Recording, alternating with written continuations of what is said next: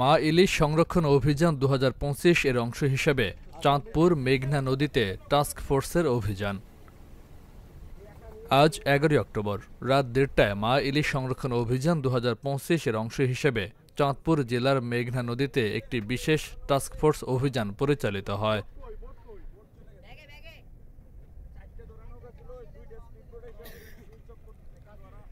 বাংলাদেশ নৌ পুলিশ হেডকোয়ার্টারের অতিরিক্ত ডিআইজি প্রবীর কুমার রায়ের নেতৃত্বে অভিযানে আরও অংশগ্রহণ করেন সৈয়দ নৌ পুলিশ, চাঁদপুর অঞ্চল পুলিশ সুপার মুশফিকুর রহমান, চাঁদপুর জেলা মৎস্য কর্মকর্তা শ্রীবাস চন্দ্র চন্দ, সহকারী কমিশনার ভূমি, চাঁদপুর সদর বাপ্পি দত্ত রনি, চাঁদপুর অঞ্চলের সহকারী নব police super Imtiaz Ahmed, coastguard station Chandpur স্টেশনের chief petty officer AK-M Iqbal, উপজেলা মৎস্য কর্মকর্তা, চাঁদপুর সদর এবং নৌ পুলিশের অন্যান্য কর্মকর্তা ও সদস্যবৃন্দ।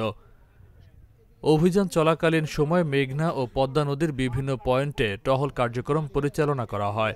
অভিযান চলাকালে নিষিদ্ধ সময় ইলিশ আহরণে লিপ্তদের বিরুদ্ধে কঠোর আইনানুগ ব্যবস্থা গ্রহণ প্রক্রিয়াধীন রয়েছে।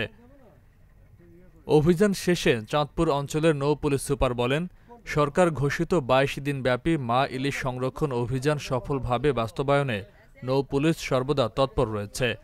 নিষিদ্ধ সময় ইলিশ আহরণে লিপ্তদের বিরুদ্ধে জেলা প্রশাসন, নৌ পুলিশ, মৎস্য অধিদপ্তর, কোস্টগার্ড ও স্থানীয় প্রশাসনের সমন্বয়ে কঠোর আইনানুগ ব্যবস্থা গ্রহণ করা হবে।